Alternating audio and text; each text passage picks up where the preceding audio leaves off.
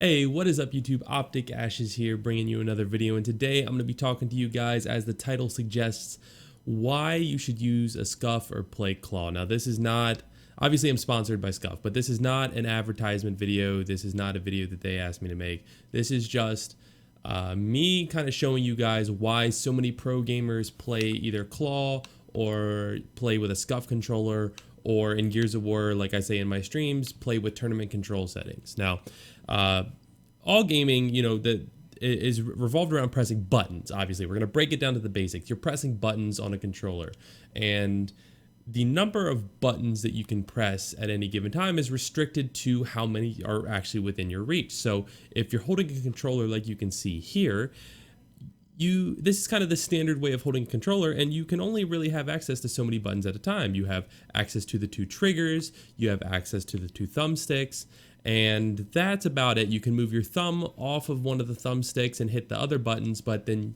you're no longer pressing the thumbstick.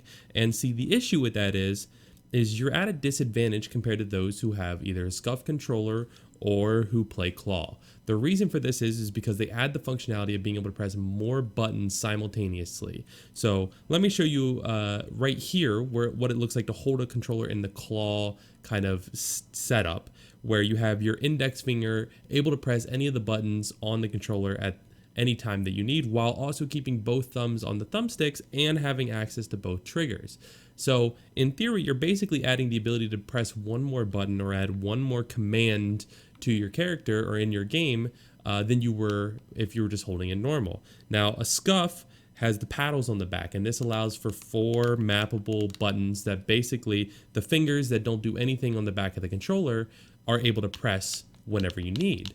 So by moving your thumbs around on the thumbsticks and being able to still hold the triggers and do those, you're leaving that A button open for Gears of War, for example, or if you're trying to wall bounce, you have that mapped to one of the triggers on the back. So now you can do that without having to move your thumb off the thumbstick.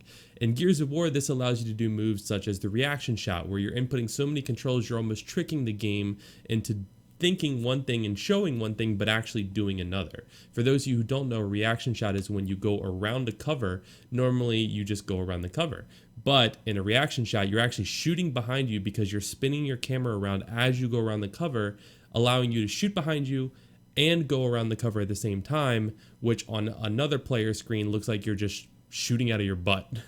So this is why I recommend to people to either learn to play claw, pick up a Scuf controller, or in their respective games, find a setting that might give an advantage for that. For Gears of War, tournament settings allows you to have kind of the same functionality.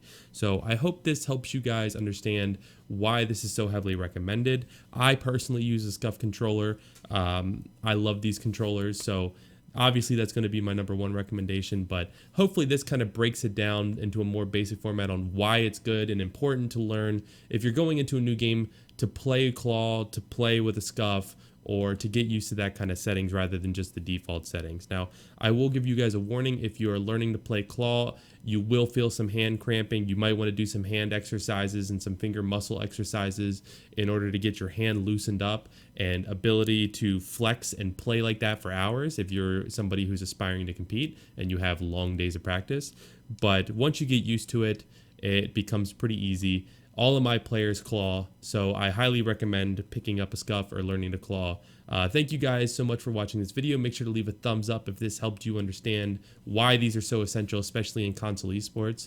Obviously, subscribe to the YouTube channel. I really appreciate the support. Let me know in the comments down below which you do in your respective game, and I hope to see you all in the next video.